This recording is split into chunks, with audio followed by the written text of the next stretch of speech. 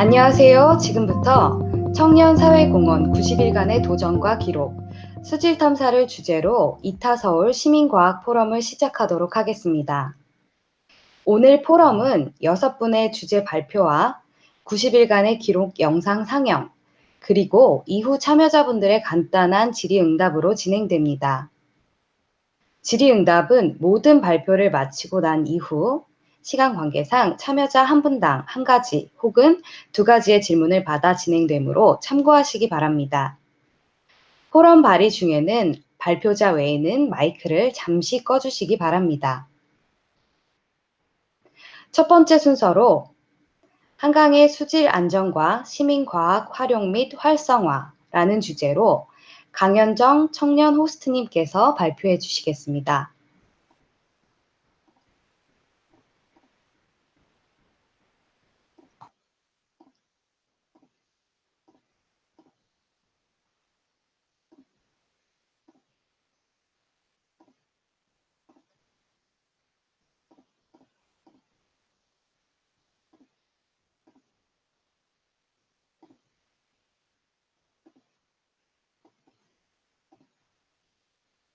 네, 안녕하세요. 이타서울 청년 호스트 강현정입니다.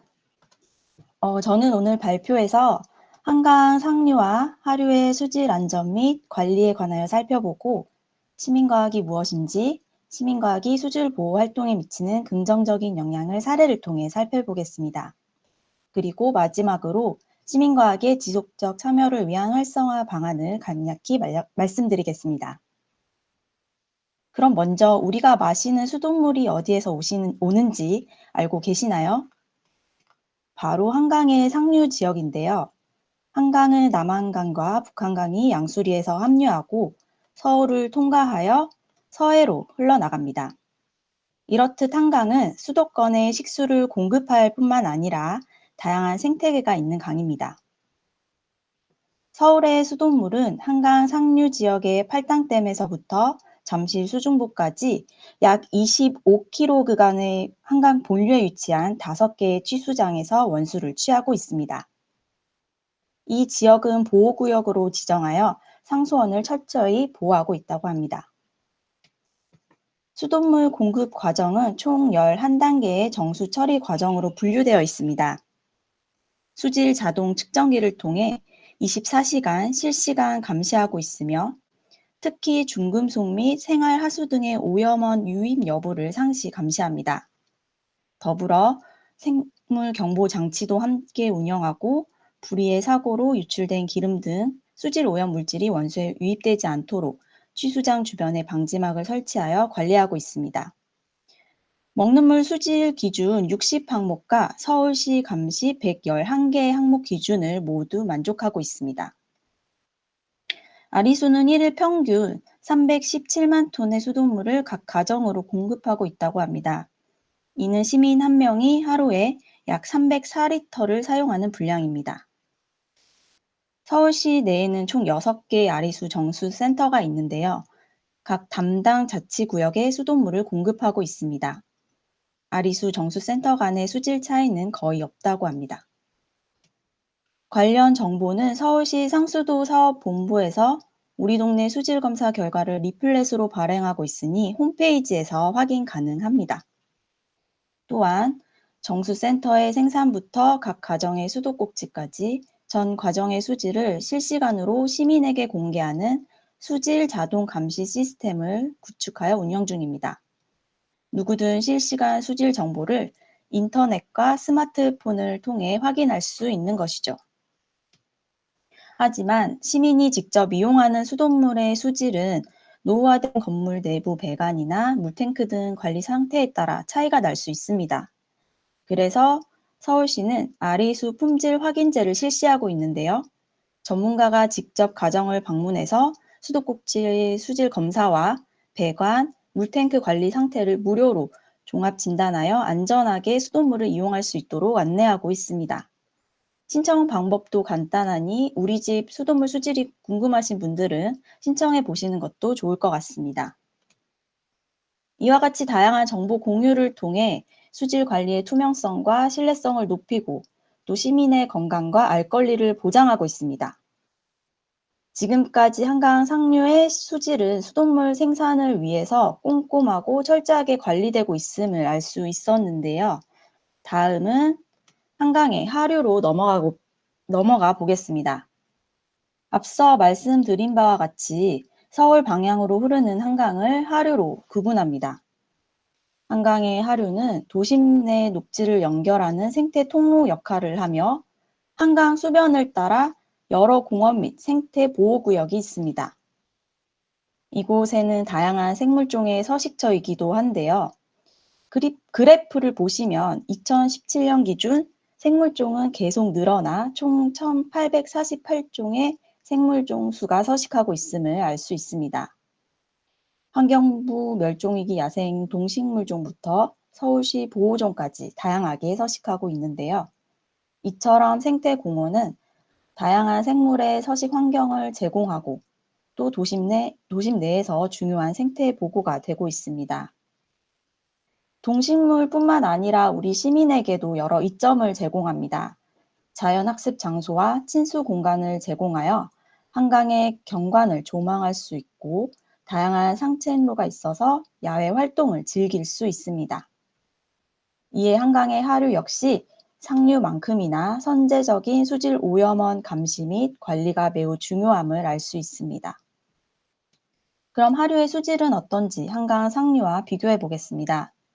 기준은 물의 오염도 정도의 지표로 사용되는 COD로 지난 10년간의 수질을 비교한 그래프입니다.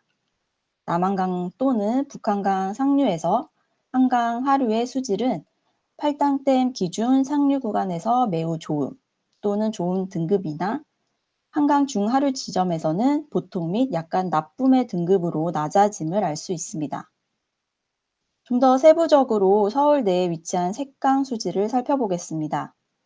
한 논문에 의하면 지하철 역사의 배출수, 즉 지하수가 유입되는 여의못의 수질은 매우 양호하지만 한강 본류가 유입되는 생태 연못은 상대적으로 불량하다라고 명시되어 있습니다.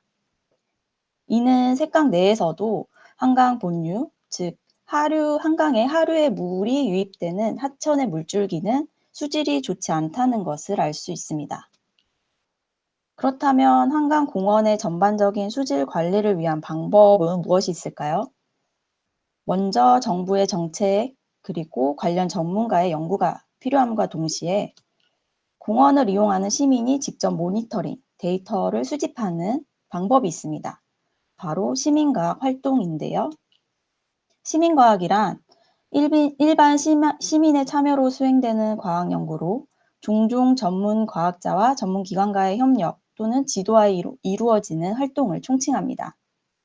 1989년 미국 오드번 협회에서 성비 관련 캠페인을 벌이며 자원봉사자들을 모아 빗물 샘플을 수집하도록 했는데 이 활동을 협회에서 시민과학으로 처음 명했습니다. 자원봉사자들이 기록한 데이터는 협회에 보내졌으며 이 기록은 산성비의 문제가 전국적인 문제임을 보여주는 데 핵심적인 역할을 했습니다. 수질 관련 대표적인 시민활동 사례로는 미국 허드슨강 시민 수질 활동이 있습니다. 2011년 뉴욕 시티 워터트레일 연합 소속 회원들이 화재로 인한 강의 오염에 관심을 두게 되면서 시민 수질 검사 활동이 시작되었습니다. 당시 정부의 수질 검사 관련 자료들은 신뢰받지 못했고 정보의 접근 또한 제한되어 있었습니다. 이런 문제에 직면하여 회원들은 직접 수질을 검사하고 자료를 모으고 또 이 데이터들을 가공해서 필요로 하는 정보를 제공하자는 시민 수질 검사 파일럿 프로젝트가 탄생하게 된 것입니다. 자원봉사자들이 직접 채취해온 샘플을 해양과학필드연구소에서 전문적으로 분석하였고 이후 지속해서 관련 데이터가 인터넷 사이트를 통해 공개되고 있습니다. 2012년부터 축적된 이 자료는 다양한 연구소에서도 분석되어 공신력을 확보할 수 있게 되었습니다. 이처럼 시민과학 활동은 시민들 간의 장기간 협업을 가능하게 해주어 환경위험 문제에 대한 인식을 높이고 때에 따라서는 전문가 지식이 보완되어 환경 문제의 직접적인 해결책을 제공하기도 합니다. 더 나아가 과학적, 교육적 가치는 물론 사회 정치적 의미도 동시에 지니고 있는데요. 먼저 시민들의 과학에 대한 이해를 높여주는 교육적 측면에서의 역할이 있습니다. 시민과학이 정부와 전문가에 의해 통제되는 데이터와 지식에 대한 시민들의 접근성을 높이는 것입니다. 두 번째, 데이터의 질 관리를 보장하는 시민과학 프로젝트의 경우 비용 효과적으로 과학 연구를 할 수 있게 해주어 과학 연구 진전에 도움을 줍니다. 세 번째, 참여한 시민들은 활동 과정에서 지역민, 지역 시민단체와 교류를 하게 되며 지역 환경 이슈에 민감해지고 또 지역 공동체 활성화에도 긍정적인 기여를 합니다. 마지막으로 정책적 측면에서도 긍정적인 역할을 하는데요. 정부 입장에서는 정책 결정을 위해 데이터 수집을 보완할 수 있는 비용 효과적인 수단이 됩니다. 또한 정책 결정자들이 관심을 두지 않거나 우선순위가 낮은 환경 문제에 대해 시민들이 직접 데이터를 모아 관심을 환기하고 또 행동을 취하도록 요구하여 증거 기반의 환경 정책 결정 및 실행을 촉진하는 것입니다. 시민과학 활동은 인터넷 등 정보통신 기술 발달에 따라 수적으로 증가하고 연구 분야 또한 다양해졌습니다. 그리고 스마트폰 대중화로 인해 데이터를 더 편리하게 기록하고 전송, 저장할 수 있게 되면서 시민들은 시민과학에 참여할 기회가 더 증가했습니다. 하지만 국내에서는 아직 시민과학에 대한 인식과 참여가 미비하고 또 시민 참여 데이터 생산과 활용이 일회성 프로젝트로 그치는 경우가 많습니다. 시민들의 지속적인 참여와 데이터의 신뢰성을 높이기 위해서는 프로젝트에 대한 예산 지원, 그리고 과학자들 스스로 시민과학 프로젝트에 참여할 수 있는 제도적 기반을 마련해야 합니다. 뿐만 아니라 정책 담당자들의 적극적인 참여와 정부의 지원이 이루어져야 할 것입니다. 한강은 서울의 소중한 자원입니다. 수도권 시민이 마시는 수돗물의 모태가 되고 또 도심 속 다양한 생물의 서식지로 중요한 생태적 가치를 지니고 있습니다. 또한 수질 문제는 국민 삶과 건강에 직결되는 민감한 이슈인 만큼 선제적인 수질 관리가 필수적임을 알 수 있었습니다. 또한 앞서 사례를 통해 시민과학은 시민이 자발적으로 모니터링에 참여하여 데이터를 수집하는 활동으로 전문가 지식 보완을 통해 실제 환경 문제 해결에 기여할 수 있었음을 보여주었습니다. 앞으로 시민과학 네트워크 구축이 더욱 활성화되어 관련 데이터들이 긍정적인 정책 활용으로 이어지길 바랍니다. 감사합니다. 이타서울 강현정 호스트였습니다. 네, 감사합니다.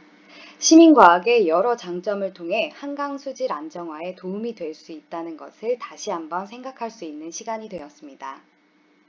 다음 순서로는 도심 속 수변 생태 공간 복원 사례로 알아보는 시민 참여의 중요성이란 주제로 송서우 호스트님께서 발표해 주시겠습니다.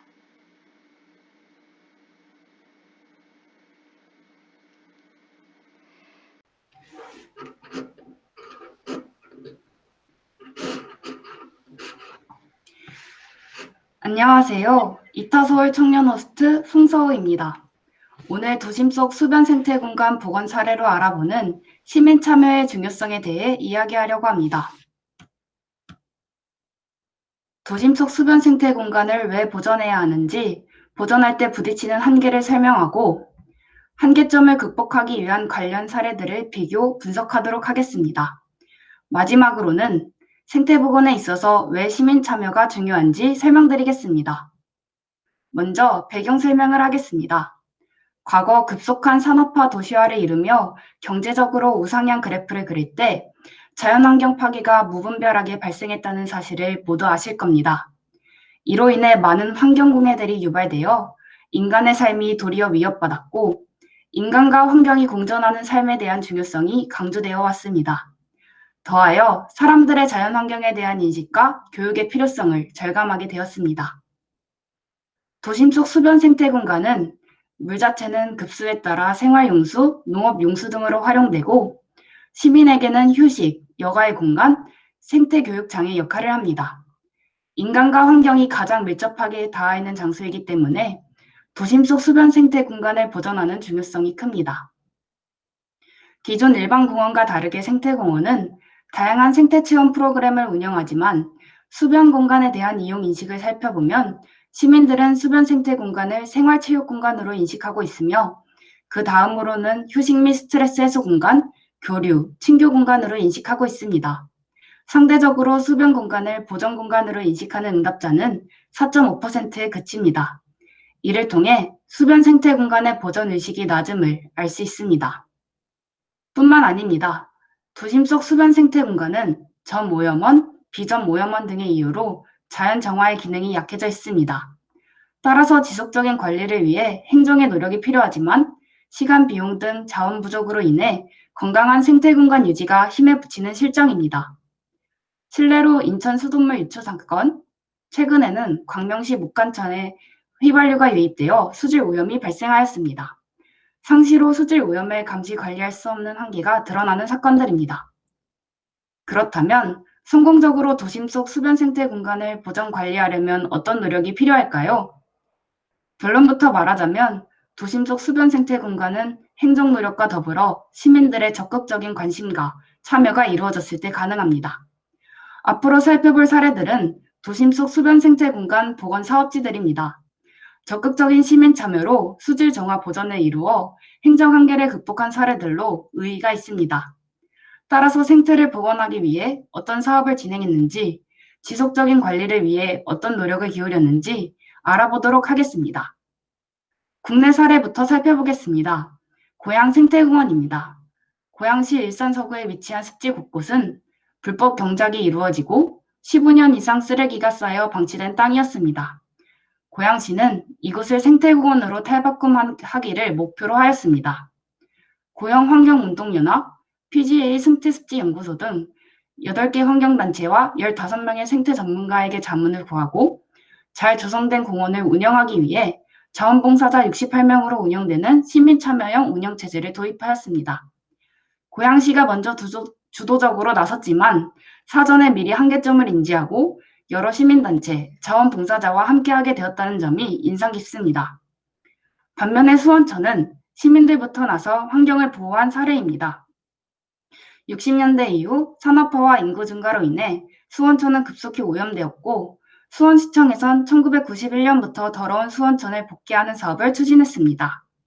하지만 하천을 복귀할 경우 물속에 녹아있는 산소량이 줄어들어 생물들이 살 수 없게 되고 수질 역시 더더욱 나빠지는 것을 안 시민들이 복개 공사 중단 운동을 벌였습니다. 결국 수원시청에선 시민들의 의견을 수렴해 복개 공사를 중단하고 수원천 옛모습 찾기 사업 계획을 수립하여 자연형 하천 조성 사업을 추진하게 되었습니다. 성남시 탄천은 1990년대 분당 택지 개발 추진 시 하천의 침식을 막기 위해 설치된 콘크리트 호환으로 생태계가 훼손되었으나 성남 탄천 수질이 생태하천 복원 사업의 성과로 하류 구간이 연평균 2급수 수준을 유지할 정도로 본보기가 되는 사례입니다.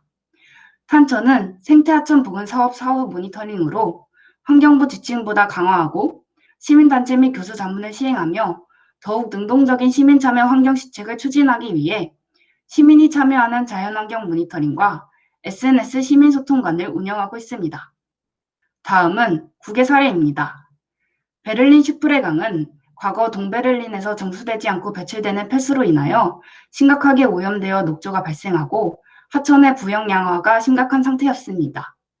1990년대 후반 15명의 지역 주민이 함께하는 예술가 기술 협동조합을 시작으로 700명이 넘는 지역 시민들이 협동조합을 이뤄 다양한 종류의 하천 관리 활동을 펼치고 있습니다. 베를린 정부는 시내에 흐르는 수변 공간에서의 친수 활동을 금지했던 기존의 방침을 수정해 시민 그룹의 제안을 대폭 수용한 슈프레강 하천 관리 계획을 발표했습니다. 현재에는 슈프레강에서 수영대회가 열릴 정도로 수질이 개선되었습니다. 동경만 야조공원입니다. 1955년대부터 동경항에는 매립공사가 많이 이루어졌는데 그 과정 중에 5위 매립지에서는 자연적인 습지대가 조성되었습니다. 덕분에 1970년대 초반에는 많은 철새가 도래하였고 이것을 본 야조 관찰그룹과 지역 주민은 이곳의 자연환경을 보존할 것을 청원하였습니다. 그 결과 습지대 부분 중 일부를 정비하여 1978년 4월에 개원하였습니다. 야조 생태공원의 실질적인 관리와 운영을 지바현 야조회 및 시민기구에 위임하였습니다. 런던 습지센터 부지는 원래 시민들에게 수돗물을 공급하던 인공저수지였습니다. 1993년 이 저수지가 수돗물 공급처로서 용도를 상실한 후 세계 최대 습지 보전 시민단체인 WWT가 거대한 콘크리트를 뜯어내고 지구상에서 대도시와 가장 가까운 습지, 세계적으로 가장 성공적인 인공습지를 만들었습니다. WWT에서는 이 지역에 습지 공원을 조성하기 위해 원 소유주인 수도회사와 주택개발회사를 끌어들여 지역의 일부를 고급 주택단지로 개발하여 보건 비용을 충당했습니다. 이렇게 복원된 습지센터는 런던의 오아시스라고 불립니다. 간단하게 표를 통해 요약해 보겠습니다. 국내 사례는 수원천을 제외하곤 모두 각 시정부에서 시작한 사업입니다. 하지만 사후관리 시민 참여에 있어서는 모두 시민단체, 자원봉사자들과 함께하고 있습니다. 북의 사례는 모두 지역민, 시민단체가 선도적으로 나서서 시작된 사례들입니다. 이에 따라 국내 사례보다 사업계획 형성, 재정적 지원에 아울러 전 영역에서 시민들이 참여하고 있는 모습을 보입니다. 도심 속 수변 공간의 복원 과정을 분류한 선도적 주체, 사업계획의 형성, 재정적 지원, 사후관리, 시민참여 부분에서 시민들이 참여한 것들을 색으로 표시해봤습니다. 표를 보면 알 수 있듯 시민의 역량이 단순히 민원제기나 자원봉사에 그치지 않고 전 영역에서 활약할 수 있음을 보여주고 있습니다. 정리해보자면 시민단체가 비전을 제시하고 개선안을 내놓으면 행정기관은 정책에 반영하거나 예산을 지원합니다. 시민단체의 적극적인 홍보와 참여는 민간기업의 투자를 유치해 재정을 지원하고 생태보건지를 자원봉사자로 유지 관리하면서 행정기관의 비용, 인력 부족 문제를 보완합니다. 그 역의 경우에도 행정기관이 다른 관련 기관과 협약을 맺고 다양한 프로그램 운영으로 시민들의 참여를 유도합니다. 시민은 모니터링, 자원봉사를 통해 다시 행정의 부족한 부분을 메우며 상생관계를 이룹니다. 성공적으로 복원된 생태공간은 방문자의 증가로 이어지고 지역 경제 활성화를 돕습니다. 이처럼 생태공간의 복원 및 유지 관리는 행정과 시민의 협치를 통해 성공함을 알 수 있습니다. 시민 참여는 공원 방문, 생태 프로그램 참여라는 수동적인 방식으로만 이루어지지 않습니다.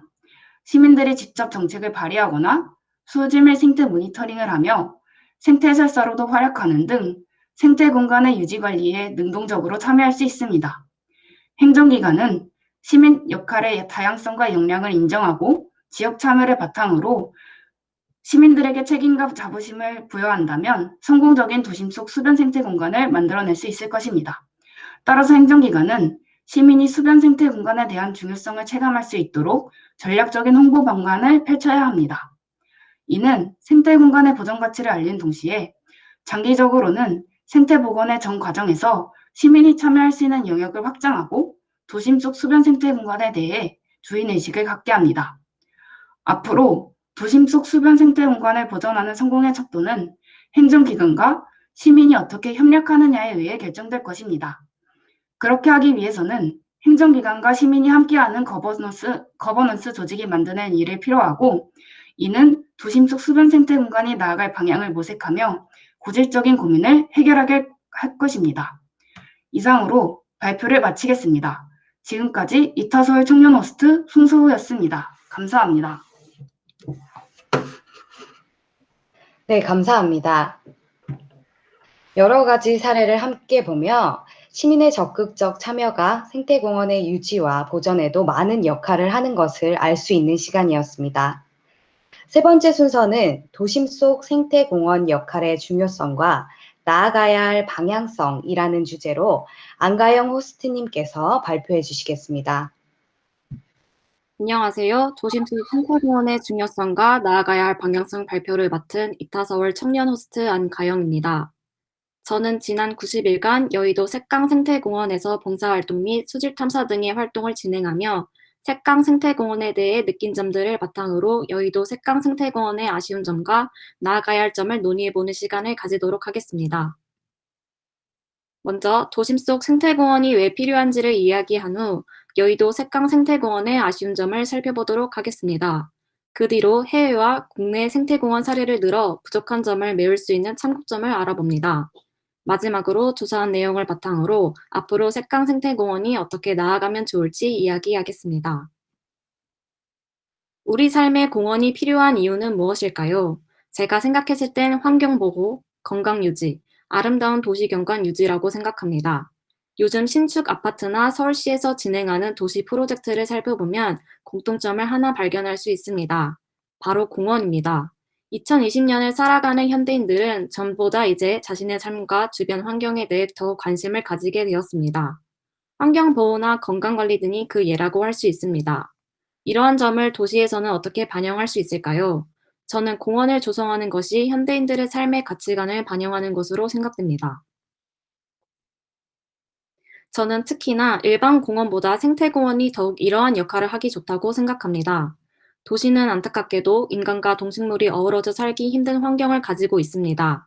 그렇다고 일반 공원이 이를 보완하기에는 한계점이 있습니다. 그러나 생태공원은 이러한 도시의 단점을 보완할 수 있는 좋은 수단으로 작용합니다.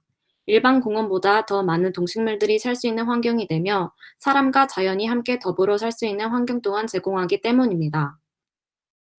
우리가 현재 살고 있는 서울은 어떨까요? 서울에는 여의도 색강생태공원이 그러한 역할을 지난 23년간 해오고 있습니다. 서울 중심부에 위치하며 다양한 동식물의 서식지가 되어 사람과 동식물이 함께 지낼 수 있는 공동공간의 역할을 하고 있습니다. 그러나 색강생태공원은 그 역할을 완벽히 다 하지 못하는 아쉬움이 있습니다. 낮은 인지도로 인해 방문자 수가 많지 않고 생태 프로그램을 운영하고 있지만 그마저도 참여율이 낮고 사람들이 잘 모른다는 문제점이 있습니다. 그렇다면 왜 많은 사람들이 색강생태공원에 방문하지 않는 걸까요? 일단 접근성이 별로 좋지 못하다는 점을 들 수 있습니다. 제가 보여드리고 있는 사진은 색강생태공원 출입구입니다. 언뜻 봐서는 이게 공원 입구인지 무엇인지 알 수 없습니다. 색강생태공원을 알려주는 막대 기둥이 있지만 눈에 잘 띄지 않아 쉽게 지나치기 마련입니다. 다음은 지하철역 앞입니다. 먼저 색강역 주변을 살펴보면 아파트와 빌딩으로 둘러싸여 있어 색강이 어디인지, 공원은 또 어디로 가야 하는지 알기 어렵습니다. 반면 한강공원 근처 여의나루역을 보면 바로 앞에 한강공원이 위치하고 있어 처음 온 사람일지라도 쉽게 공원을 방문할 수 있다는 이점이 있습니다. 접근성뿐만 아니라 온라인 마케팅 측면에서도 부족한 점이 여실히 드러납니다. 여의도 색강생태공원은 한강공원 소속으로 되어 있어 한강사업본부 공식 홈페이지나 공식 인스타그램을 통해서만 정보를 수집할 수 있습니다. 그러나 실제로 홈페이지나 인스타그램을 접속해보면 정보가 매우 부족하다는 점을 알 수 있습니다. 인스타그램에서는 여의도, 망원, 반포 등 기타 한강공원을 소개하는 글이 대다수이며 홈페이지에는 한 페이지에 불과한 소개글이 전부이기 때문입니다. 그렇다면 다른 생태공원들은 어떻게 운영하고 있을까요? 저는 먼저 해외 사례부터 찾아보았습니다. 서울과 비슷한 인구를 가진 해외 대도시 중 생태공원을 가지고 있는 도시를 찾다 보니 런던의 그리니치 반도 생태공원을 발견했습니다. 런던은 서울과 비슷하게 도시 한가운데에 강이 흐릅니다. 템즈강이 런던의 한강이라고 보시면 됩니다. 그리니치 반도 생태공원은 이런 템즈강을 이용하여 조성된 곳입니다. 런던 그리니치 반도는 100여 년간 산업용지로 이용되어 오염도가 심각한 곳이었으나 도시계획으로 인해 친환경 지역으로 탈바꿈하게 되었습니다. 그리니치 반도 생태공원도 그러한 이유에서 조성된 곳으로 색강생태공원처럼 습지대가 중심인 곳입니다. 공원 내에는 호랑나비, 박쥐, 도요새, 개개비 등 다양한 동물들이 살고 있으며 봉사 프로그램 및 생태 프로그램을 운영하고 있습니다. 그리니치 반도 생태공원은 접근성이 매우 뛰어나다는 장점을 가지고 있습니다. 지하철, 버스, 도보, 자전거 등으로 공원을 방문할 수 있습니다. 특히 버스의 경우에는 총 15개의 노선을 이용하여 공원을 방문할 수 있는데 그중 6개는 공원 바로 앞에 멈춰 매우 편리합니다. 또 템즈강에는 템즈 패스라는 트레킹 길이 있어 이 길을 따라가면 공원 또한 마주칠 수 있기 때문에 도보나 자전거로도 쉽게 방문할 수 있습니다. 구글 리뷰 중 하나를 살펴보니 템즈강을 가로지르는 케이블카를 이용하여 공원에 방문할 수 있는 것으로 보입니다. 색강생태공원과 그리니치 반도 생태공원의 가장 큰 차이점은 주변 커뮤니티 시설의 유무입니다. 색강생태공원 주변은 보통 사무실과 거주지가 대부분이라 유동인구가 적습니다. 그러나 그리니치 반도 생태공원은 주변의 쇼핑몰은 물론 영화관, 미술관, 공연장 등 여러 시설들이 포진되어 있어 주변 방문자들이 쉽게 공원 동안 이용할 수 있는 위치적 이점이 있습니다. 이러한 점들이 공원의 접근성을 높인다고 볼 수 있습니다. 다음은 국내 사례로 시흥 갯골 생태공원을 살펴보겠습니다. 시흥 갯골 생태공원은 온라인 매체를 적절히 활용하여 방문객을 끌어들이고 있습니다. 사진에서 보이다시피 네이버 검색창에 생태공원만 쳐도 맨 위에 시흥 갯골 생태공원이 나옵니다. 이는 많은 사람들이 검색했다는 증거입니다.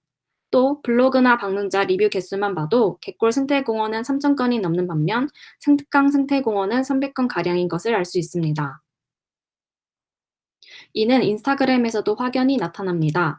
갯골 생태공원은 공식 인스타그램을 통해 꾸준히 홍보글을 게시하고 있습니다. 갯골 생태공원은 인스타그램을 통해 방문자 리뷰 이벤트, 프로그램 안내, 설문조사 이벤트 등 적극적으로 마케팅을 진행하고 있습니다. 실제로 인스타그램 태그 검색 결과를 보면 갯골 생태공원은 2만 개가 넘는 게시글을 확인할 수 있지만 색강 생태공원은 2,000개가량으로 온라인 매체 활용이 이러한 데이터 수치에도 반영된다는 것을 알 수 있습니다. 이를 종합해 보았을 때 여의도 색강생태공원은 관광지로서의 역할이 추가되어야 한다고 생각합니다. 그래야 서울 시민들이 더욱 색강생태공원을 즐길 수 있고 관심을 가지게 되기 때문입니다. 그러기 위해선 먼저 접근성을 향상시켜야 합니다. 지하철 색강역과 유기성을 높여 지하철 이용객이 쉽게 공원에도 방문할 수 있어야 합니다. 지하철과 공원이 연결되면 좋겠지만 현실적으로 불가능하다면 사진의 예시처럼 발자국 표시를 해놓아 공원을 방문할 수 있도록 하면 좋을 것입니다. 또 길동 생태공원처럼 정문이 있어 여기가 여의도 색강생태공원이라는 것을 한눈에 알 수 있는 표지판을 설치함으로써 공원이 존재함을 알려야 합니다. 또한 온라인 매체를 적극적으로 활용하여 마케팅을 진행해야 합니다. 먼저 여의도 색강생태공원만의 홈페이지와 인스타그램 등 SNS를 개설해 누구나 쉽게 정보를 얻을 수 있도록 해야 합니다. 요즘은 각종 정부 부처에서 굿즈나 마스코트를 활용해 홍보를 진행하는데 색강생태공원도 이를 활용하는 것이 좋다고 생각합니다. 예를 들어 작년에 색강에서 발견한 수리부엉이를 활용해 수리부엉이 캐릭터를 대표로 삼아 이를 홍보를 활용하면 좋을 듯합니다. 실제로 한강공원 백서 2019에는 수리부엉이 캐릭터를 만들어 보여주었습니다. 최근 이슈가 된 문화대청 굿즈인 사각유리 등처럼 색강생태공원에 사는 동식물을 활용한 캐릭터 굿즈 등을 제작해 판매 혹은 이벤트로 이용한다면 더욱 많은 사람들이 관심을 가질 것으로 생각됩니다. 네, 감사합니다. 이상 이타서울 청년 호스트 안가영이었습니다. 네, 감사합니다. 도심 속에서 자연과 더불어 사는 경험을 할 수 있는 생태공원의 중요성과 운영 보전이 잘 된 사례들을 들여다보며 셋강 생태공원의 발전 방향성을 함께 생각해보는 시간이었습니다. 네, 다음 순서로는 90일간의 미션 클리어 청년 호스트 활동 보고를 노승혜 호스트님께서 영상으로 발표해 주시겠습니다. 안녕하세요. 이서울 영상 호스트 노승희입니다. 저는 올해 10월부터 12월까지 90일 동안 이타서울 청년 호스트분들의 활동을 영상으로 기록했습니다. 짧으면서도 긴 시간이었지만 현재 포럼을 하고 계신 호스트분들께서 직접 미션 클리어 자원봉사 활동과 수질 탐사 활동을 열심히 해주셨답니다. 호스트분들의 인터뷰로 이어지는 15분가량의 영상을 보시면서 플로깅과 수질 탐사를 하는 방법 등 시민으로서 할 수 있는 환경활동에 대해 알아가셨으면 좋겠습니다. 그럼 지금부터 이타서울 90일간의 기록을 즐겨주시길 바랍니다.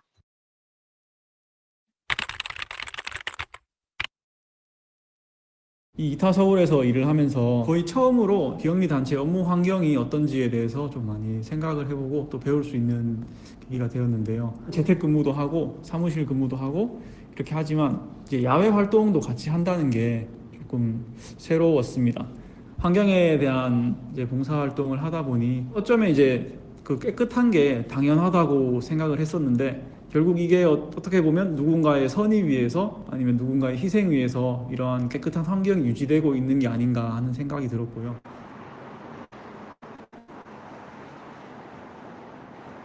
자원봉사 호스팅이 10명 이상을 사람들이 이끌고 또 하나부터 열까지 저희 호스트들이 준비하는 일이기 때문에 부담스러운 것은 사실입니다. 하지만 저희가 타고난 운이 두 가지가 있는데요. 첫 번째는 좋은 팀원분들을 만난 거예요. 그래서 덕분에 역할을 분담하고 각자 역할에서 최선을 다하기 때문에 항상 시너지 효과를 낼 수 있었고, 봉사자분들이 항상 열심히 참여해 주시고 적극적으로 활동해 주시니까 그 에너지를 저희가 받아서 즐겁게 활동할 수 있는 것 같습니다.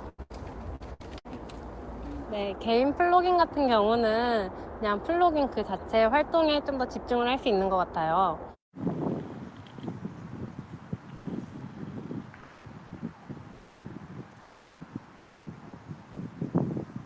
보통 이런 거 있죠. 빨대 이게 제일 많아요. 이거 봐, 이런 게 이 빨대 이거를 만들면 안 돼. 이거는 버리기가 너무 쉬워. 반면에 자원봉사 플로깅 같은 경우는 물론 플로깅 그 자체 활동도 중요하지만 저희의 취지에 대해 좀 더 많은 분들에게 알리고 시민분들이 환경에 진심으로 관심도 갖게 되고 자발적으로 행동을 취하실 수 있도록 계기를 심어드릴 수 있다는 게 개인 플로깅과는 다른 점이 아닐까 싶습니다. 호스팅을 하다 보면 힘든 일이 없지는 않습니다. 일주일 동안 열심히 공지문을 만들어서 문자로 보내드려도 많은 분들이 길을 잘 못 찾으셔서 지각을 하시기도 하고 열심히 설명해드린 웹 사용법을 되물어 보시는 경우도 많습니다. 하지만 이해하실 때까지 많이 도와드렸는데요. 그래서 그런지 봉사자분들이 웹 사용법을 이해하고 활동을 시작할 때 보람을 많이 느꼈습니다. 최근에 서로 친한 친구들이 연속으로 참가를 했었습니다. 이런 친구들이 좀 더 늘어나서 환경적으로 관심을 갖는 문화가 더 확산되었으면 좋겠습니다. 근데 약간 알찬 것 같아. 약간 밖에서 게임하는 것 같아. 게임하는 것 같다. 네. 다음에 또 참여하실 의향이 있으세요? 매주 시험 기간을 제외하고. 오, 멋지십니다. 해보니까 어때요? 그러니까 평소에 몰랐던 주변에 쓰레기들이 많이 보이는 거. 그래요? 처음 자원봉사를 참여하신 분들이나 한 달 넘게 매주 꾸준히 오시는 분들 모두 열정적으로 데이터 플로깅을 하시는 모습이 인상 깊고 저도 많이 배우고 있습니다. 일회성 자원봉사로 마치더라도 일상 속에서 플로깅 문화가 점차 퍼져나가 나와 타인의 현재와 미래를 위해 지속 가능한 환경을 만들어 나갔으면 좋겠습니다.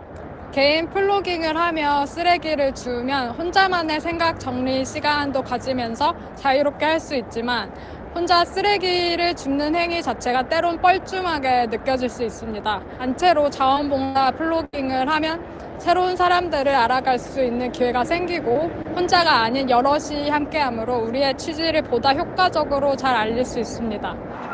수고 많으셨어요.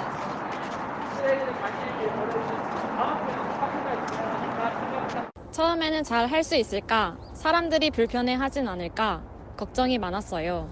하지만 실제로 호스팅을 하고 나니 걱정과 달리 많은 분들이 우리의 이야기를 잘 들어주시고 열심히 참여해주시는 모습에 감동을 많이 받았습니다.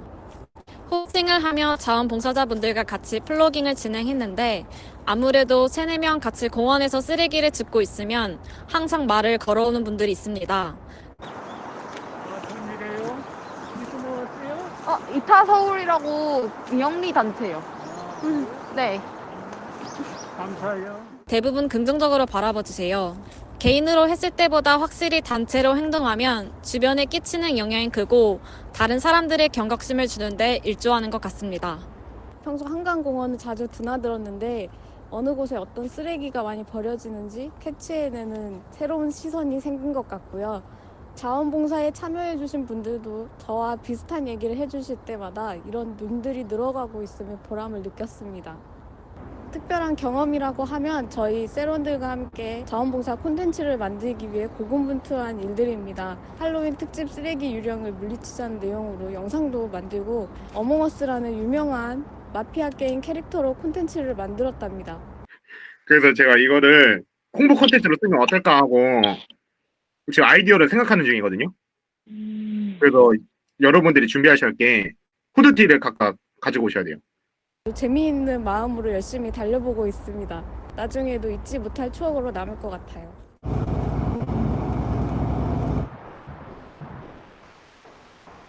해야 될 목적이 이게 되게 이 프로젝트가 다양한 활동이 섞여 있다 보니까 오늘 현장에서 이걸 어떻게 하는지를 경험해보고 우리가 지식은 차츰차츰 높여나가야 돼요. 그래서 한 번에 다 이해를 절대 불가능하고 이해하려고 하지도 마시고. 네, 저는 수질 탐사를 하기에 앞서 난 아무것도 모르는데 라는 마음을 갖지 않고 자신감을 갖는 게 중요해요.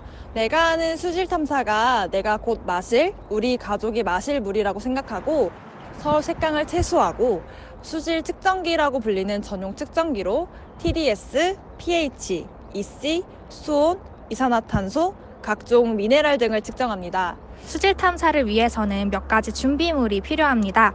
채수를 위한 용기, 증류수, 다양한 키트들, 그리고 수질 테스터기가 바로 그 준비물들입니다. 네, 자, 준비물 소개하도록 하겠습니다. 자, 처음에는 저희가 물을 뜨는 통, 채수통, 이건 번호가 붙어 있어요. 그래서 각자 헷갈리지 않게 3개 준비해 주시고, 그리고 이거는 증류수. 증류수는 이제 이 측정기나 샬렛 같은 거를 깨끗하게 닦을 때 쓰는 증류수 있고, 각종 측정기. 이거는 화학적 산소 요구량, COD를 측정하는 기구. 이거는 5웨이 키트. 이거는 여러 가지를 측정할 수 있습니다. 이 준비물을 가지고 여의도 색강으로 가서 본격적인 수질 탐사를 진행하게 되는데요. 수질 탐사 포인트를 정하고 용수를 떠서 GPS를 기록해 줍니다. 이 데이터 측정 작업을 위해서 가장 먼저 해야 할 일은 바로 캘리브레이션입니다. 캘리브레이션이란 측정기를 보정하는 작업입니다. 보정 작업이 이루어지지 않으면 정확한 수질을 측정할 수 없기 때문에 필수적으로 거쳐야 할 일이고요. 캘리브레이션 먼저 시작하고 하려고 하는데 pH 6까지만 되고 pH 4랑 9가 안 맞아요. 혹시 그 주어줘도 그런가요? 아니요, 저희는 다 돼서 하고 있어요. 넣고 캘리를 꼭 5초 이상 2, 3, 4, 5 떼면 이렇게 캘리가 나오죠. 캘리브레이션이 끝난 뒤에는 테스터기와 각종 키트들을 이용해서 총 용존 고형물이나 전기 전도도, pH 등의 수질 데이터들을 측정하고 기록해 줍니다. 네, 저희 수질 탐사는 3가지 환경을 나눠서 진행하고 있습니다. 같은 환경에서 진행해봤자 같은 수치가 나오기 때문에 물의 환경이 빨리 진행되는 곳이나 천천히 흐르는 곳이나 고인 곳 등을 나눠서 채소하고 있습니다.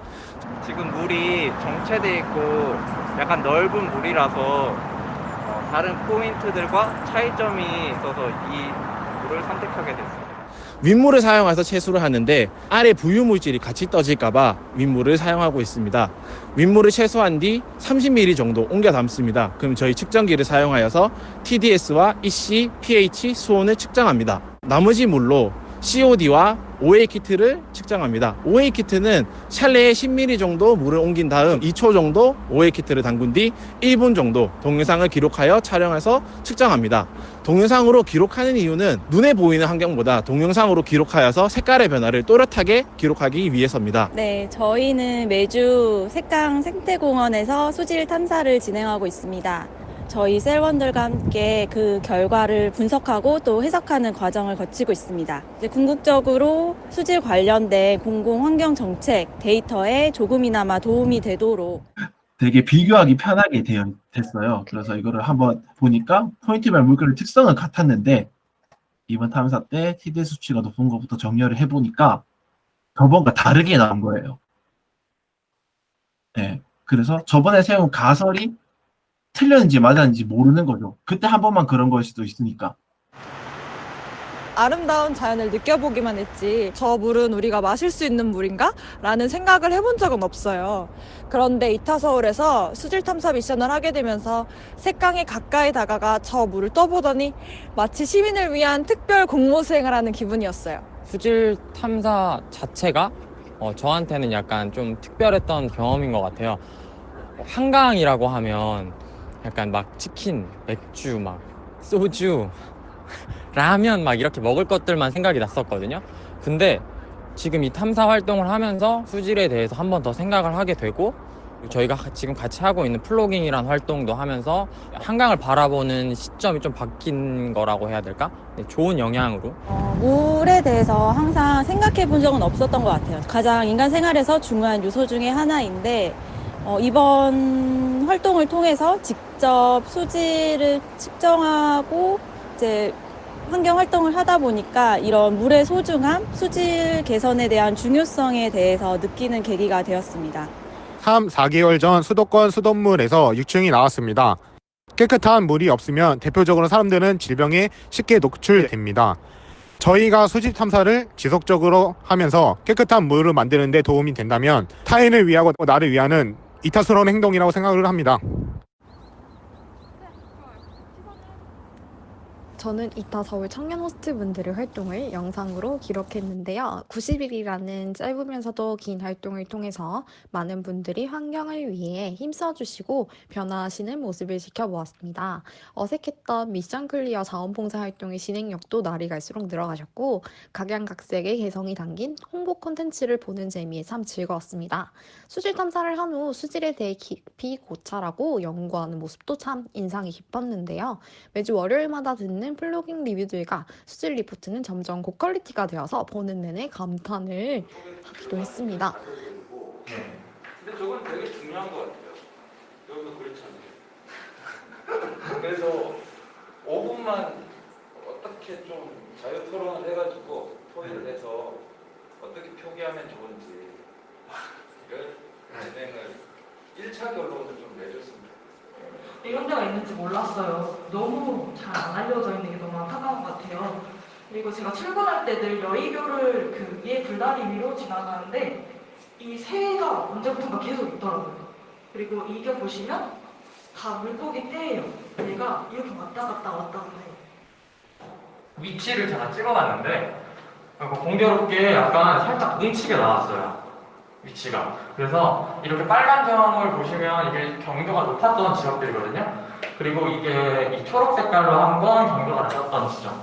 그래서 이 지점이랑 이 지점으로 이렇게 되어 있는 걸 보고 만약에 이 위치상에서 뭐가 있으니까 약간 이렇게 됐겠다라는 생각이 들어서 기록은 과거와 미래를 이어주는 역할을 합니다. 지금 제가 만든 이타서울의 영상 기록이 미래의 2기, 3기 호스트분들에게 큰 도움이 될 거라고 생각합니다.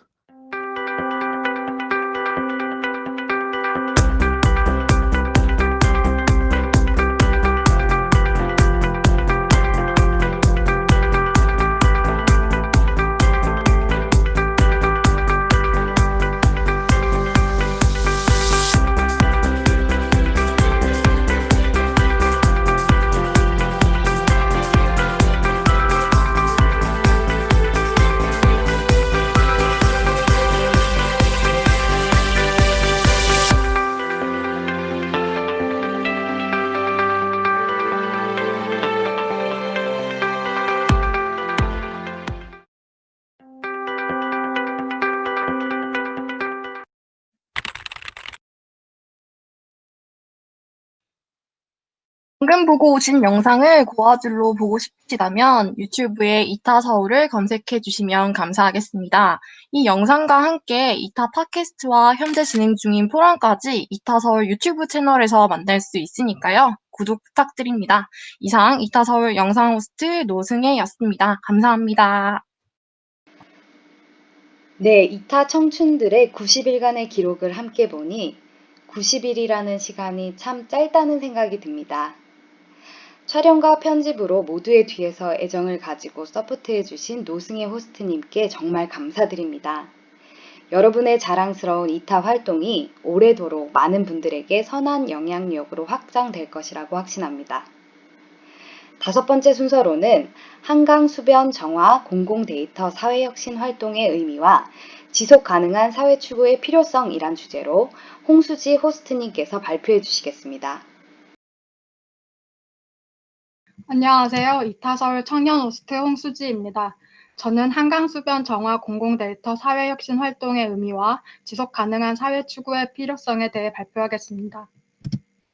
먼저 환경 문제에 대처하는 정부, 기업, 개인의 행동을 알아보고 플로깅을 활용한 한강수변 정화 공공데이터 사회혁신 활동, 즉 미션 클리어 활동의 의미를 알아보겠습니다. 이어서 개인의 소비자 행동이 정부와 기업에 미치는 사례를 보고 미션 클리어로 수집한 쓰레기 데이터를 분석 후 해결 방안을 제시하겠습니다. 마지막으로 지속 가능한 사회를 위해 개인이 일상 속에서 환경 보호를 실천할 수 있는 다양한 아이디어를 소개하겠습니다. 시사주간지 타임이 선정한 2019년 올해의 인물 환경운동가 그레타 툰베리는 후손에게 물려줄 지구를 위해 이제는 행동해야 할 때라고 강조했습니다.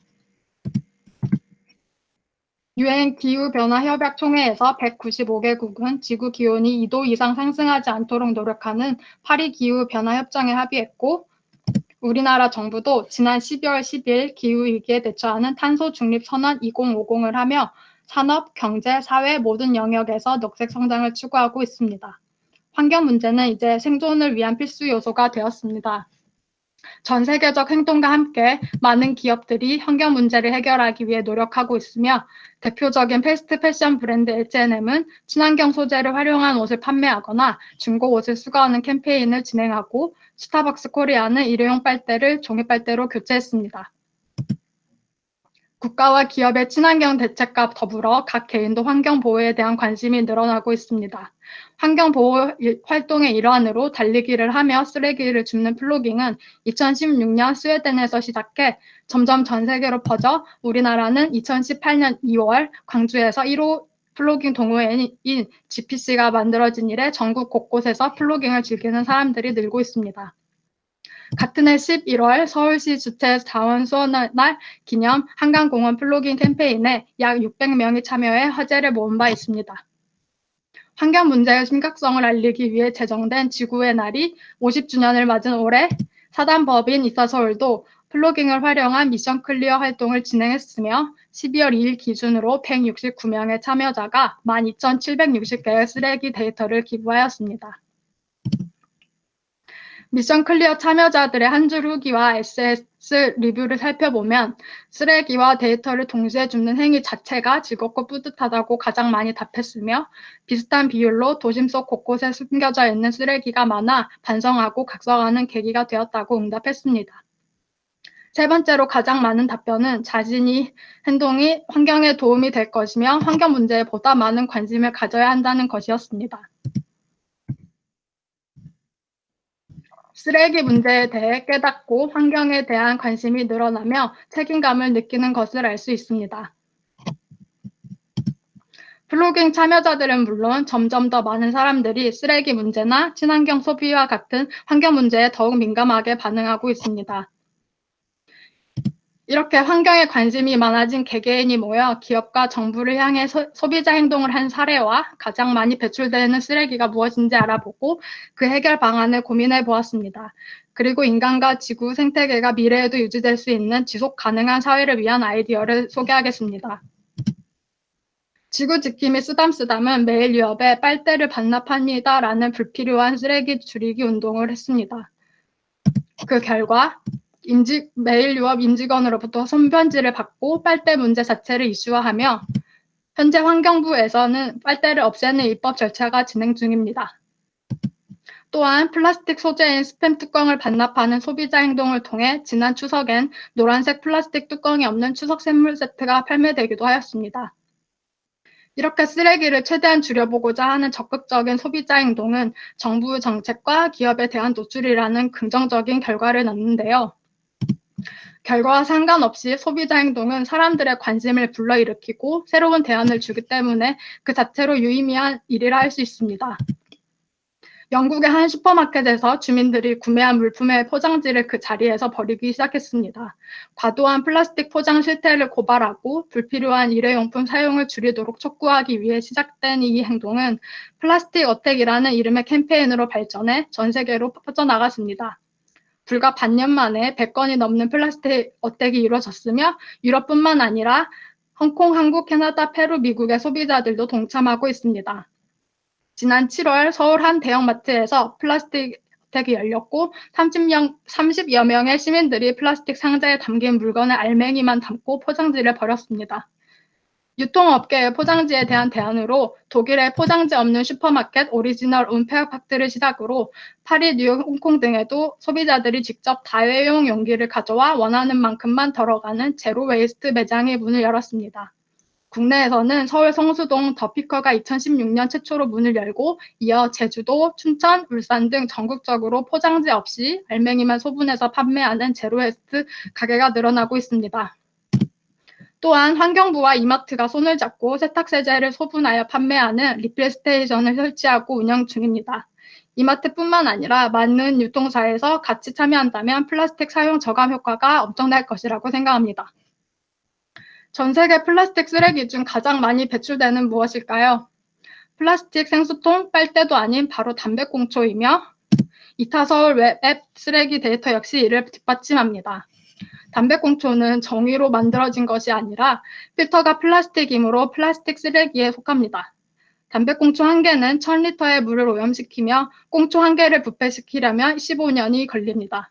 2030년에는 바다에 사는 물고기보다 담배꽁초가 더 많아질 것이라는 연구도 있습니다. 담배업계 설문에 따르면 흡연자들이 담배꽁초가 작아서 쉽게 버리게 되고 더럽고 냄새가 나기 때문에 휴대용 재떨이 사용은 꺼려 했습니다. 그 결과 전 세계적으로 소비된 담배 5조 5천억 개비 중 4조 9,500억 개비의 꽁초는 그냥 아무데나 버려지고 이 중 일부는 바다로 들어가게 됩니다. 타진의 어미새뿐만 아니라 다른 동물들도 담배꽁초를 먹이로 착각할 수 있고 결국엔 우리 식탁에까지 오르게 됩니다. 담배 회사들은 이러한 흡연자들을 비판하지 않았고 꽁초를 버리지 말자는 메시지를 담배곽에 표시하지도 않았습니다. 독성 폐기물인 담배꽁초가 아무데나 버려져서 지역사회와 지구 환경에 나쁜 영향을 끼치는 것에 화가 난 시민들은 아무런 책임을 지지 않는 담배업계를 향해 꽁초 어택을 하며 해결책을 구하고 있습니다. 하지만 플로깅 커뮤니티 와이퍼스가 진행하고 있는 꽁초 어택에서 담배인상공사와 환경부는 아무런 조치를 취하고 있지 않습니다. 앞에서 잠시 언급했던 것처럼 우리나라 정부는 2020년까지 일회용품 사용량을 35% 줄이기 위해 노력을 하고는 있지만 가장 많은 플라스틱 쓰레기를 차지하는 담배꽁초에 대한 정책과 입법이 아직 미흡합니다. 정부는 방송심의회를 통해 흡연을 하는 장면은 규제해왔지만 담배꽁초를 버리는 모습들은 자연스럽게 노출되고 있습니다. 방송을 보는 시민들 역시 영화나 드라마에서 큰 쓰레기를 버리는 것은 나쁘게 생각하지만 담배꽁초를 바닥에 버리는 것에 대해서는 크게 반감을 느끼지 않습니다. 따라서 영향력 있는 방송을 통해 꽁초에 대한 인식을 개선하는 캠페인을 한다면 현재 생활 속 가장 많이 방치되고 있는 쓰레기 1위인 담배꽁초가 많이 줄어들 것입니다. 또한 담배꽁초가 가장 많이 발견된 한강주차장에 한강공원을 관리하는 서울시와 담배인자공사의 부담으로 재떨이를 설치하거나 광고판, 담배곽에 담배꽁초 처리를 해야 한다는 문구를 대안해 볼 수 있습니다. 담배꽁초 및 일상에서 발생하는 쓰레기를 줄여 환경 보호를 할 수 있는 방법으로는 중고 및 업사이클 브랜드를 이용하는 것입니다. 새 상품을 사는 것 대신 당근 마켓이나 아름다운 가게를 통해 중고 제품을 사용한다면 경제적으로도 이익이지만 새로운 제품을 생산하며 드는 에너지를 절약하며 환경 보호에 도움이 될 수 있습니다. 버려질 물건에 새로운 가치를 부여해 만든 업사이클링 제품을 이용하는 것도 좋은 방법입니다. 환경을 생각하는 윤리적 소비와 세상에 하나밖에 없는 희소성이 있기 때문에 재활용 제품의 호감도는 그렇지 않은 경우보다 훨씬 매력적으로 느껴집니다. 눕각은 버려지는 현수막을 활용하여 가방 및 소품을 만듭니다. 플리츠 마마는 버려지는 페트병의 성분을 추출하여 가방을 만듭니다. 이외에 아주 혁신적이고 다양한 업사이클 브랜드가 국내 전 세계적으로 많이 있으며 의류기업 파타고니아는 아예 자기 제품을 사지 말라고 홍보합니다. 제품을 생산하고 구매하고 폐기하는 데 쓰여지는 과정 자체가 친환경적이지 않기 때문입니다. 이 의자 역시 버려진 물건을 활용한 새 활용 제품인데요. 무슨 물건으로 만들어진지 감이 오시나요? 바로 코로나 시대 필수템인 마스크입니다. 제작자는 예쁜 의자를 만들었다는 것보다 버려진 마스크를 이용해 어떤 것도 만들 수 있다는 메시지가 가장 중요하다며 재활용품에 대한 인식을 개선하고 폐기물 문제에 모두가 공감할 때까지 제작을 이어갈 것이라고 강조했습니다. 환경 보호를 쉽게 할 수 있는 또 다른 방법으로는 고기를 먹지 않는 것도 해당합니다. 공장식 축산에 들어가는 에너지가 탄소를 배출해 기후변화를 만들기 때문입니다. 극단적으로 지금 당장 채식을 시작할 수는 없지만 일주일에 단 하루 혹은 최소 한 끼만 고기를 배제한 식단을 한다면 환경에 보탬이 될 수 있습니다. 미트리 먼데이는 비틀즈의 멤버 폴 맥카트니가 제안한 캠페인으로 매주 월요일 고기 섭취를 하지 않음으로써 육류 소비 감소를 지향하는 전 세계적인 운동입니다. 한국 고기 없는 월요일 협회에서는 서울시청 전체 직원 1,830명이 주 1회만 채식해도 서울시 본청에서 1년 동안 사용하는 전기의 8%를 절약할 수 있다고 발표했습니다. 앞서 본 것과 같이 개인이 일상 속에서 환경 보호를 할 수 있는 일에는 소비자 행동, 꽁초 어택, 플라스틱 어택, 폐마스크 의자 등 업사이클 브랜드 사용하기 등이 있습니다. 하지만 단체로 소비자 행동을 하고 평소에 담배 꽁초 및 쓰레기를 줍는 일은 생각보다 쉬운 일은 아닙니다. 게다가 우린 버려진 폐자원을 재활용할 수 있는 발명가가 아직은 아닙니다. 그래서 일상 속에서도 환경 보호를 쉽게 할 수 있는 방법을 소개해 봅니다. 건강한 지구를 위해 가장 쉽고 효과적으로 쓰레기를 줄일 수 있는 방안은 OR인데요. R로 시작하는 단어가 떠오르시는 게 있나요? 바로 적게 쓰고 다시 쓰고 일회용품이나 필요 없는 것은 거절하고 고쳐 쓰고 재활용하는 것입니다. 하지만 가장 중요한 것은 우리가 모두가 불필요한 플라스틱 사용 자체를 줄이는 노력을 기울이는 것입니다. 어떤 물질이건 폐기물이 되고 나면 처리하기가 어렵기에 애초에 쓰레기를 안 만드는 것이 가장 좋습니다.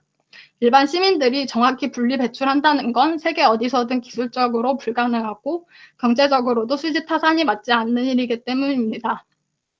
저는 제 나름대로 텀블러도 쓰고 쓰레기를 최대한 안 만들려고 하지만 분리 배출하는 날마다 가득 쌓인 일회용품을 마주할 때 답답하고 불편한 마음이 들었습니다. 개인의 노력도 중요하지만 사회 전반의 분위기가 바뀌지 않으면 한계가 있다는 생각이 들었습니다.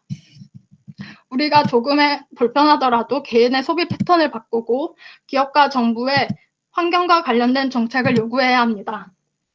우리 모두가 해결해야 할 과제이기 때문입니다. 혼자 쓰레기를 줍는 것보다 많은 사람들이 함께 쓰레기를 주어 데이터까지 기록하면 통계가 생기고 이를 큰 바탕으로 한 정책이 나오는 것처럼 작은 행동들이 모여 큰 변화를 이끄는 사회를 기대해 봅니다. 이상 마치겠습니다. 긴 시간 들어주셔서 정말 감사합니다. 이타서울 청년 호스트 홍수지였습니다. 네, 감사합니다. 지속 가능한 사회를 만들기 위해서는 국가와 기업은 물론 개인 차원에서의 노력 또한 불가피합니다. 소비, 환경, 자원순환, 다양한 분야에서 개인과 사회의 의식과 실천 노력은 결국 건강하고 지속 가능한 사회와 환경을 만드는 기초가 될 것입니다. 네, 이제 6번째 순서입니다. 시민 참여를 통한 색강 살리기라는 주제로 명재천 호스트님께서 발표해 주시겠습니다. 네, 안녕하세요. 2020 이타 서울 시민과학 포럼 시민 참여를 통한 색강 살리기를 발표할 청년 호스트 명재천입니다. 본격적인 발표에 앞서 간단하게 목차를 설명하도록 하겠습니다. 처음에는 여의도 색강 생태공원이 가지는 의미들, 그 다음엔 색강의 현 상태로 시민들이 의식하는 색강과 색강의 수질 오염의 원인에 대해서 알아보고 마지막으로 이제 시민 참여를 통한 하천 복원 사례를 통해서 색강의 문제 해결 방안에 대해서 이야기를 해볼까 합니다. 먼저 여의도 색강 생태공원에서 색강이라는 말은 사이강이라는 말로 큰 강에서 갈라져 나오는 많은 작은 강들을 말하는 것입니다. 그럼 여의도 색강은 여의도 한강에서 나오는 강이겠죠? 네, 맞습니다. 여의도 색강은 한강에서 갈라져 나오는 많은 강들 중에 하나입니다. 그리고 이 색강은 사실 1997년 전까지는 지금과는 다르게 흐르지 않는 자연 습지의 형태로 존재했다고 해요. 하지만 1997년 9월 개발 대상으로 선택되어 총 길이 4.6km의 색강 생태공원이 인공적으로 조성되었습니다. 이러한 색강 생태공원은 국내 최초 생태공원으로 지정된 상징적인 의미를 가진 동시에 여의도와 영등포의 사이로 도심 한복판 빌딩숲 사이에 위치한 생태보전 지역이라는 매우 큰 희소성을 가집니다. 색강은 도시 시민들에게 자연의 아름다운 모습과 휴식공간, 자연 체험학습 장소를 제공할 뿐만 아니라 폭우로 인한 한강의 범람을 예방하는 등 높은 활용도를 가지고 있다고 볼 수 있습니다. 하지만 이런 색강이 가진 이러한 의미에도 불구하고 도심 내 생태공원의 이용 후 평가에 따르면 시민들이 색강 생태공원을 방문하는 목적은 가벼운 운동이 51.8%로 가장 높고 이야기 및 휴식이 20.9%, 자연 생태 관람 및 관찰이 20%, 사진 찍기 7.3%로 나타났습니다. 또한 공원 이용 시설은 산책로 및 관찰로 57.3%, 자전거 도로 21.8%, 관찰 마루와 관찰 데크 13.6% 순으로 나타났습니다. 즉, 큰 희소성과 역사적인 의미를 가진 색강 생태공원은 대다수의 시민들은 가벼운 운동을 목적으로 여느 일반 공원들과 다르지 않게 인식하며 사용하고 있다는 것을 알 수 있습니다. 또한 현재 색강 생태공원은 수질 오염의 문제도 겪고 있는 상태입니다. 색강 생태공원의 수질 오염 원인은 내부의 영향과 외부의 영향으로 크게 나눌 수 있는데, 먼저 내부의 영향으로는 앞서 말씀드렸던 것처럼 1997년 이전까지는 본래 자연 습지였던 색강의 본래 성질의 영향으로 생기는 하상 경사와 유입부 퇴적층 형성 등이 있는데 이로 인해 물의 순환을 방해하게 되고 물이 고립이 되어서 수질 오염을 시키는 것입니다. 그리고 외부 영향으로는 점오염원과 비점오염원으로 나눌 수 있는데, 점오염원이란 생활하수나 산업폐수, 축산폐수 등 특정한 지점에서 발생하고 한 곳으로 모여진 후 처리되어 하천으로 방류되는 오염원으로, 오염물질 배출 지점은 물론 오염 경로나 유출 유량이 정확하게 산정되며 처리하기가 쉽다. 그러나 반대로 이제 비점오염원이란 농지에 살포된 농약, 축사에서의 유출물, 도로상 오염물질, 도시 지역의 먼지와 쓰레기, 지표상 퇴적 오염물질 등이 빗물과 함께 유출되어 수질 오염을 유발하는 것으로 배출 지점이 광범위하게 분포되어 있고, 배출량의 변동폭도 커서 수집 및 처리가 어렵다라고 할 수 있습니다. 따라서 점오염원보다 비점오염원이 수질 오염에 더 큰 영향을 미친다고 볼 수 있는 것입니다. 이렇듯 색강 생태공원이 가진 다양한 수질 오염의 원인들과 앞서 말씀드린 색강에 대한 시민들의 인식, 그리고 그 외에 다양한 문제점들을 해결하기 위해서 정부는 2008년 생태공원 재조성 계획, 2011년 색강 문화다리 건설, 2015년 보행 육교 추가 건설 등의 여러 가지 계획들을 발표하고 시행하고 있는 모습을 보여주지만, 여전히 색강이 가진 문제점들은 해결되지 못하고 있는 상태입니다. 그래서 저는 정부 주도화가 아닌 시민이 주인공이 되어 하천을 복원한 사례들을 몇 가지 살펴보고 거기서 해답을 한번 찾아보려고 합니다. 먼저 첫 번째 사례는 경기도 오산시에 위치하고 있는 오산천입니다. 이 기사는 중앙 뉴스타임즈에 실린 실제 기사로 제목부터 읽어보도록 하겠습니다. 시민 주도로 복원된 생태하천 오산천. 사진을 보시면 약간의 작업이 들어간 걸 수도 있지만 정말 깨끗한 하천의 모습을 보여주고 있습니다. 그런데 밑에 기사를 읽어보시면, 산업화 도시 집적화에 따라 오산천은 급속하게 오염됐다. 불과 10년 전만 해도 썩은 악취를 풍기고 여울마다 잿빛 거품이 가득하며 검붉은 물이 흐르는 죽은 하천이었다. 하지만 5년 전인 15년부터 시민이 주도해 오산천을 생태하천으로 가꾸는 데 적극 나섰다. 하천 입양제란 시민이 중심이 되어 하천의 일부 구간을 맡아 자발적으로 하천을 아름답게 가꾸는 제도다.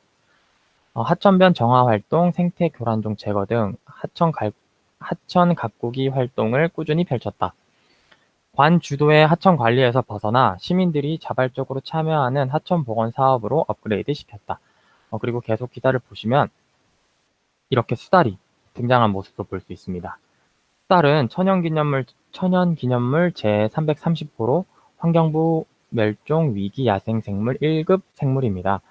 이런 수달의 등장은 오산천 수질을 끌어올리고 하천 생물들이 공존할 수 있도록 수생태계 서식 환경을 조성하여 만들어낸 결과물이라는 점에서 의미하는 바가 크다라고 기사 내용이 마무리되는 걸 볼 수 있습니다. 이렇듯 시민 참여를 통한 하천 복원 사례 첫 번째 사례를 살펴보았습니다. 그 다음 두 번째는 춘천하천 살리기의 시민 실천단의 사례입니다. 춘천하천 살리기 시민 실천단은 2008년 3월 발대식을 시작으로 춘천의 여러 하천들인 공지천, 만천천, 강촌천, 팔미천, 율무천으로 분류하여 매년 시민들의 적극적인 참여로 하천 복원을 위해 노력하는 시민단체입니다.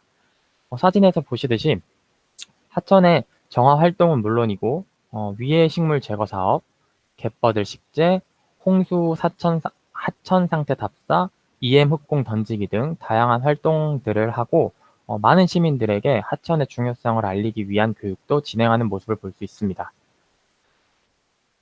그러한 노력의 결과로 춘천시의 약사천은 환경부 주최의 2016년 생태하천 복원사업 우수사례 경연에서 우수상으로 선정되었습니다.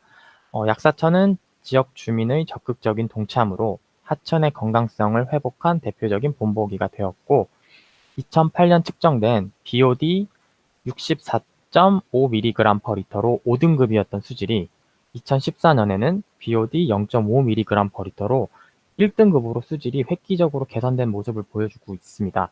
또한 우리나라 고유종인 줄납자루, 참갈견이, 얼룩동사리 등 3종의 서식이 확인되는 등 생물상의 다양성도 점차 증가하는 것으로 나타났다고 합니다. 이렇게 춘천 시민 실천단 또한 시민 참여를 통한 하천의 복원의 한 사례로 설명을 드렸습니다. 그리고 마지막 사례인 독일의 하천 복원운동, 푸른운동입니다. 마지막 사례는 국내가 아닌 국외의 사례로 우리나라뿐만 아니라 해외에서도 마찬가지로 시민 참여를 통한 하천 복원 사업이 진행되고 있다는 점을 설명하고 싶었습니다.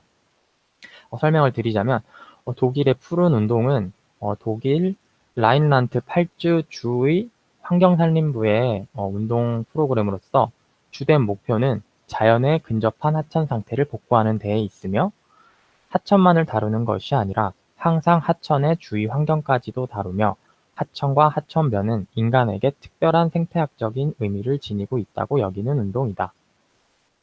이 운동에서는 주 정부와 군 및 지역 자체들의 모든 활동, 그리고 하천의 복구에 관심을 갖고 있는 모든 시민들의 활동을 포괄함으로써 자연형으로의 하천 복원을 촉진하도록 하는 운동입니다. 왼쪽 밑에 사진은 이러한 운동으로 인해 자연형으로 복원된 대표적인 사례로 복원 전후의 이자르 강의 모습이고, 오른쪽은 30년이라는 시간이 걸려서 복원된 독일의 아름다운 라인강의 모습입니다. 이렇게 오산천, 춘천하천, 독일의 푸른운동까지 총 3가지의 사례를 살펴보았습니다. 이 3가지 사례 이외에도 성남시의 탄천, 아산시의 온천천, 부천시의 심곡천, 수원시의 서호천 등 현재 국내의 많은 곳에서 시민 주도의 생태하천 복원 사업이 이루어지고 있다고 해요. 이렇듯 하천은 시민들의 참여로 빠르게 자연의 모습을 회복하고 있으며 우리에게 아름다운 자연의 모습을 제공해주고 많은 동식물이 사람들과 조화롭게 살아갈 수 있는 보금자리 또한 만들어주고 있습니다. 이 사례들을 비추어 볼 때 지금의 색강생태공원 또한 적극적인 시민 참여를 통한다면 다시 건강한 모습의 색강생태공원을 되찾고 많은 동식물들과 도시의 사람들에게 아름다운 자연을 제공해 줄 수 있을 것이라고 생각합니다. 지금까지 들어주셔서 감사합니다. 이타서울 청년 호스트 명재천이었습니다.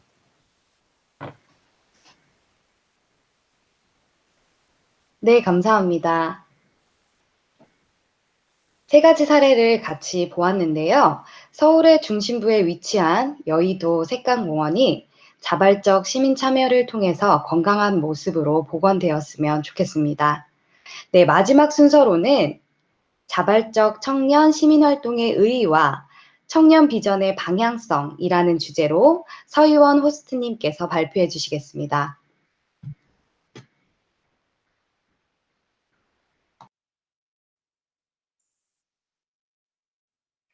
안녕하세요. 포럼의 마지막 발의자 청년 호스트 서희원입니다.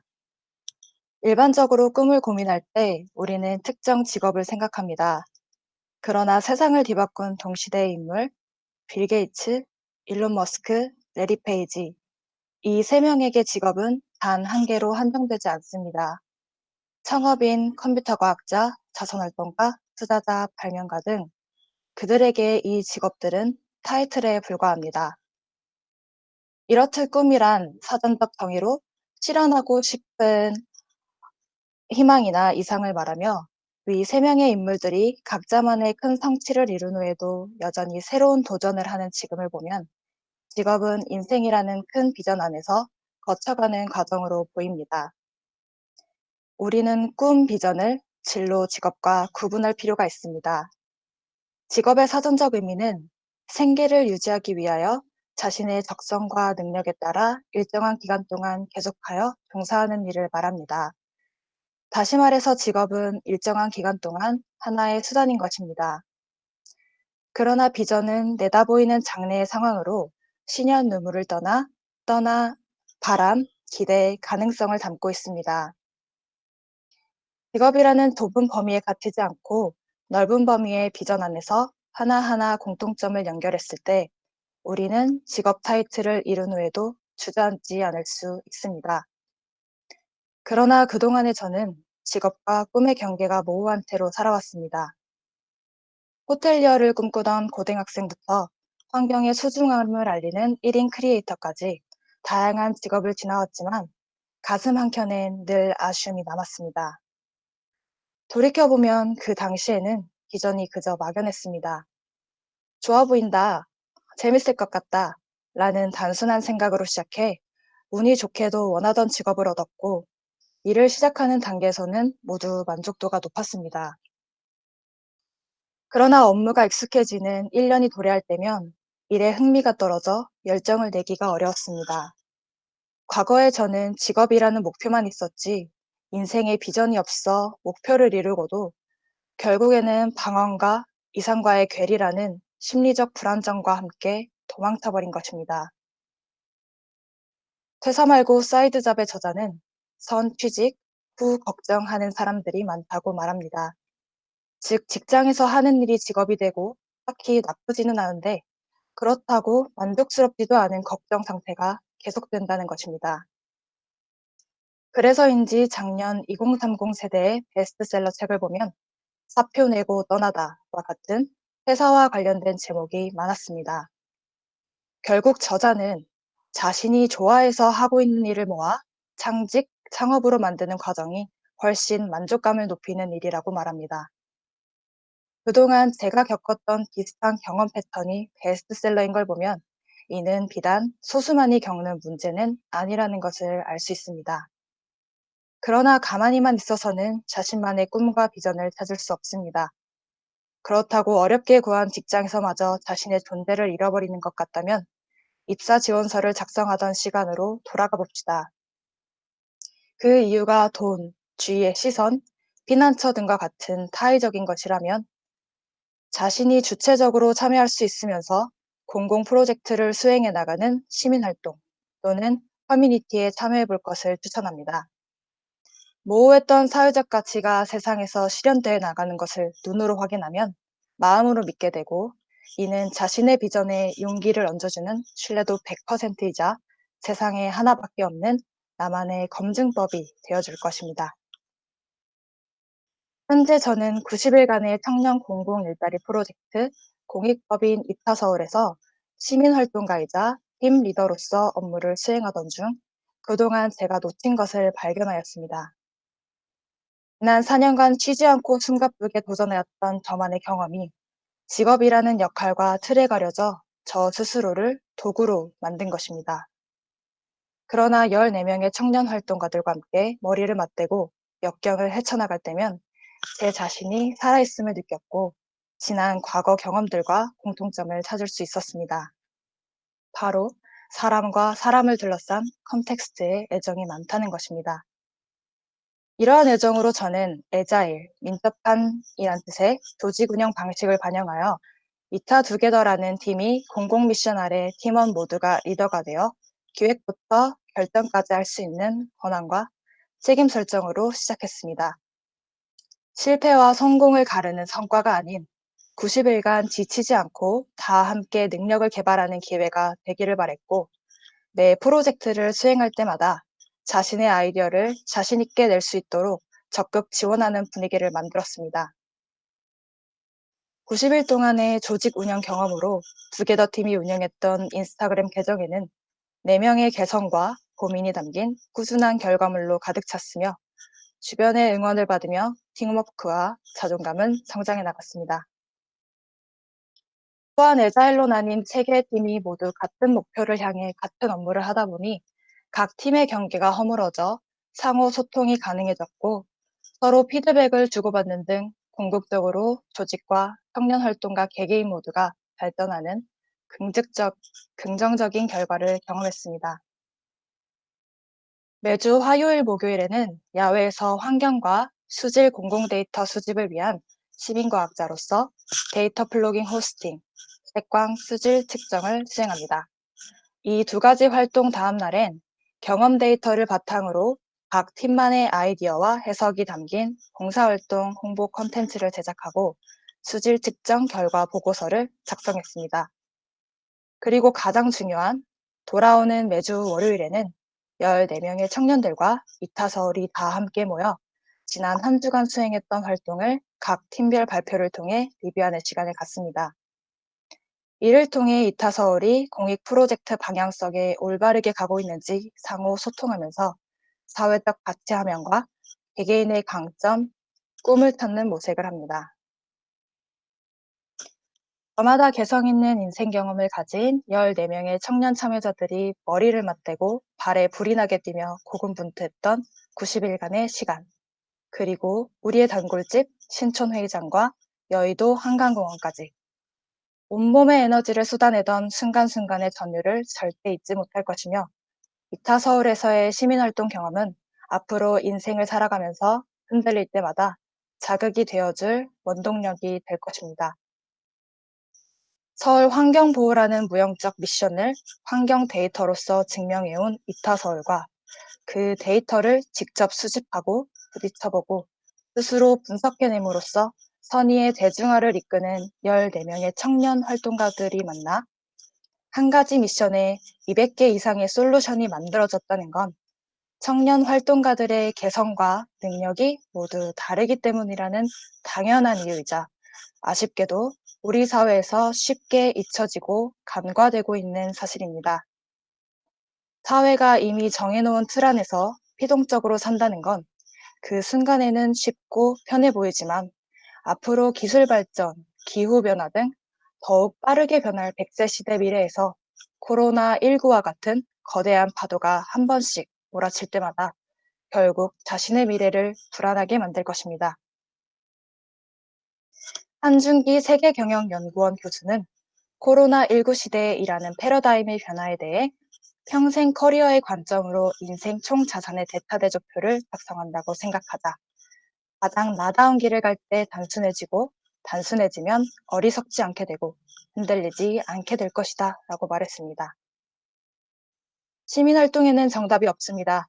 이타서울 청년 호스트들은 타인을 위해 힘을 모으면서 한편으로는 새로운 자신의 능력을 발견해가고 있습니다.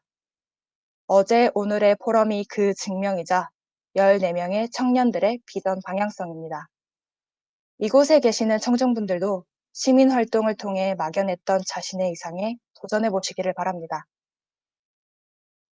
가치를 알지만 선뜻 행동하기 힘든 사회공헌 활동은 함께 했을 때 더욱 자신감을 얻고 무한한 세상으로 뻗어나갑니다. 이타 청년 호스트들의 90일간의 자발적 시민활동은 지금 이 포럼을 끝으로 막을 내리지만 14명의 청년들은 각자만의 비전을 향해 계속 나아갈 것입니다.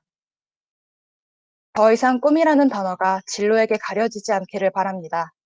청중 여러분도 언제든지 대체될 수 있는 특정 직업인이 아닌 지금보다 더한 시련이 와도 무너지지 않고 자신을 잃지 않는 유일무이한 전문가가 되시기를 바랍니다.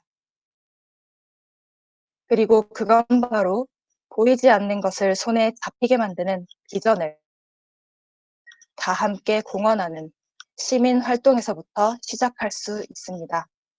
이타서울과 14명의 청년 활동가들의 90일간의 미션 클리어. 지금까지 경청해 주셔서 감사드립니다. 미래 가치를 소통하는 이타서울 청년 호스트 서희원이었습니다. 네, 감사합니다. 모든 청춘들이 함께 고민할 청년 비전에 관한 방향성에 대해 함께 생각해보는 시간이었습니다. 청춘들의 모든 고민과 문제 상황의 해결점이 될 수는 없겠지만 사회공헌 활동에 참여하여 작은 성공의 경험을 쌓고 긍정적인 자아를 형성해가면 어떤 위치에서도 어떤 문제 상황에서도 스스로를 신뢰하고 헤쳐나갈 수 있는 단단한 사람이 될 것이라고 기대합니다.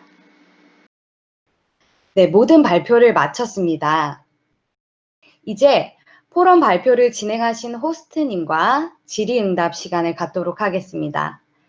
질문이 있으신 분들은 마이크를 켜시고 자유롭게 질문을 해주시기 바랍니다. 네, 시간을 내어 참석해주신 참여자분들, 포럼을 준비하신 청년 호스트분들 모두 오늘 이타서울의 포럼과 함께 특별한 시간을 만들어주셔서 감사합니다.